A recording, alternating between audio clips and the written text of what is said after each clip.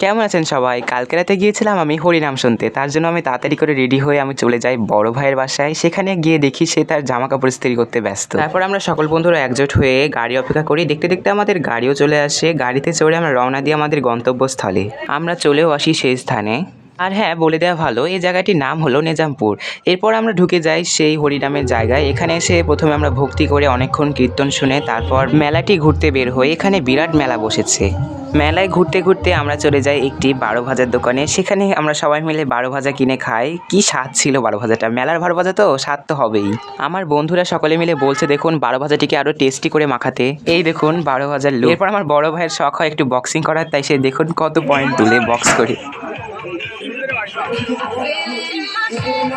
মোটামুটি ভালো শক্তি দিয়ে বক্স করে। আর দেখুন 900 কত পয়েন্ট ওঠে, 960। সকলে ঘোরাঘুরি করার পর আমরা চলে যাই একটু প্রসাদ নিতে। আমরা সকলে বসে পড়ি প্রসাদ নিতে। দেখুন এই তো আমাদের প্রসাদ বিতরণ হচ্ছে।